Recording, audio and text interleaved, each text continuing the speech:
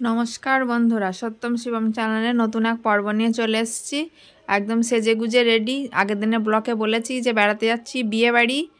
তো সেদিন ছিল 29 তারিখ রবিবার, অঘ্রাণ মাসের, পৌষ মাসের নয়, তোমরা ভেবো না যেন পৌষ মাসে বিয়ে। তো ব্লক দেরিতেই দিচ্ছি কারণ এখনও তো পার্মানেন্ট হয়নি আমাদের অফিসারের কথা। তুমি কি এখন টাকা পাচ্ছ যে রাত জেগে জেগে ব্লগ দেবে? তো যদি পার্মানেন্ট হতাম দিনের দিন একদম রাত জেগে জেগে ব্লগ রেডি করে দিতাম। সে যাই হোক, আমাদের টোটো চলে এসছে, সত্যম শিবম উঠোনে নেমে পড়েছে জুতো পরে। এবার আমরা বেরিয়ে পড়ব। প্রচণ্ড ঠান্ডা, তো টোটোতে খুব হাওয়াও লাগবে, ওই জন্য সত্যম শিবম চশমা পরে টুপি মাস্ক সব পরিয়ে দিয়েছি। তো অবশেষে চলে এসছি। তো তোমরা ব্লগটা প্রথম থেকে শেষ পর্যন্ত দেখো, ছোট্ট করে ব্লগ দিচ্ছি। তো এসেই সত্যম শিবম খেতে বসে পড়েছে। বিয়েবাড়ি এখন যাচ্ছি না, বিকালে রেডি হব, সন্ধ্যা সন্ধ্যা হবে তখন যাব। তাছাড়া বোনেরাও কেউ এখনো এসে পৌঁছায়নি, সবাই একসাথে যাব।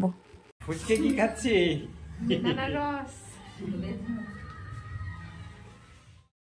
তো মাকে প্লেন ডাল ভাত রান্না করতে বলেছিলাম, কারণ ওখানে গিয়েও তো খেতে হবে হাবি যাবি।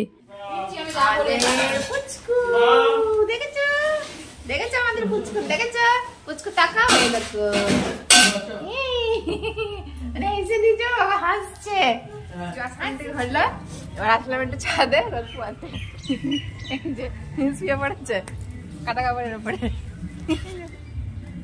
শিবম কোথায় যাচ্ছিস? এখানে এসে আছে সত্যম আমাদের গান শুনছে। চলো দেখি কি করছে তিন বাপ বেটা মিলে। কিসের দায়িত্ব নিয়েছে? অন্যদিন মায়ের দায়িত্ব থাকে, আজকে বাবার দায়িত্ব পালন করছে। এই সত্যম শিবম কারণ আছে, কারণ আমি এই যে সাজতে গুজতে বসেছি, সব জিনিসপত্র আমার ছড়া বড়া। এই যে রেডি হচ্ছি, এখন 4টে মতো বাজে। তো রেডি হয়ে গেছি, একদম পেঁচি লাগছে, একদম কপালটা কত বড় হয়ে গেছে, খুব চুল উঠছে মাথায়, আর এমনি শীতে চুলগুলো রুক্ষ হয়ে গেছে। তো মা এখন যাবে না, মা পরে যাবে, আমরা আসবো তারপরে একসাথে সবাই সাজি আগে, তারপরে কে সুন্দর লাগছে। তো চলো ওই ঘরে। এই হচ্ছে আর এক অপসরা। দেখো না ছবি নাই, কেমন লাগছে আমাদের একটু কমেন্ট করে জানাবে। হ্যাঁ এখনো এক অপসরা এসে পৌঁছায়নি। হ্যাঁ আমরা 3 অপসরা। এই যে আবার শরীর লাগছে একটু, একটু আগিয়ে এই তো। হ্যাঁ এই দেখো। তো চলে আসলাম এবার বিয়ে বাড়ি। এই হচ্ছে কনে। ও তোমার তো বলাই হয়নি যে কার বিয়ে। আমার দিদির মেয়ের বিয়ে, বুঞ্জির বিয়ে।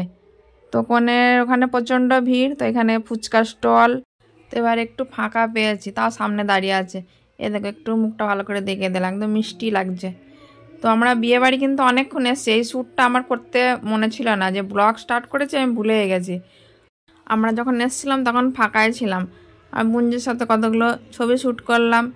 তারপরে জামাইবাবু বললো যে খেয়ে নাও, পরে প্রচণ্ড ভিড় হবে, চাপ হয়ে যাবে। তো আমরা তারপরে খেতে চলে এসেছিলাম। তো এখন ফাঁকা ফাঁকাই আছে। তো পরে শুনেছিলাম প্রচণ্ড ভিড় হয়েছিল, সব লাইন দিয়ে দিয়ে খেতে হয়েছিল। এখানে কি কি মেনু ছিল অত তো আর দেখাতে পারবো না, লম্বা ব্লগ হয়ে যাবে, তোমরাও কেউ পছন্দ করবা না। এই যে মেনু কার্ড দেখিয়ে নিলাম, তোমরা যদি কেউ পড়তে পারো পড়ো। একটা কথাই বলবো যে ওখানে মাটন রান্না হয়েছিল আর কাতলা মাছ। এই যে আমরা বাড়ি চলে এসেছি, ওরা সব এখনো খাওয়া দাওয়া কমপ্লিট করতে পারেনি। আমি আর আমার এই বন্টি বাড়ি চলে এসেছি। বন্টির লুক দেখেছো তোমরা? আরামে দেখে না তখন ভালো এসে পৌঁছায়। কেমন লাগছে কমেন্ট করে বলবে। হ্যাঁ অবশ্যই কমেন্ট করে জানাবে কাকে বেশ সুন্দর লাগছিল। আমার দিদিকে বেশ সুন্দর লাগছে। না না না আমার বেশ সুন্দর লাগছে না। আমরা ভেবেছিলাম যে সবাই এক স্টাইলে শাড়ি পরবে, হ্যাঁ কিন্তু হয়নি, কিন্তু আমি আর পরতে পারিনি। আসলে আমি একা পরে গেছি না, টেন ফেল হয়ে গেছে। আর এই হচ্ছে আমাদের বোনপো, একদম মাস্ক ফাস্ক পরে নিয়েছে, ও বাড়ি চলে যাবে। এবার বাড়ি চলে যাবো, আবার বাড়ির কাছে একটা বিয়ে বাড়ি আছে, আবার সেইখানে যাবো। হ্যাঁ সেই বিয়ে অ্যাটেন্ড করবে, তারপরে রাত্রেবেলা ঘুমাবে। আর এই যে সত্যম শিবম বাড়ি ছিল, মা ওদের জন্য রান্না করেছে, মাও চলে গেল এখন। তাহলে বন্ধুরা আজকের পর্ব আমরা এখানেই শেষ করছি। সকলে ভালো থেকো, আর সত্যম শিবম চ্যানেলটিকে কিন্তু অবশ্যই সাবস্ক্রাইব করো। তাহলে টাটা।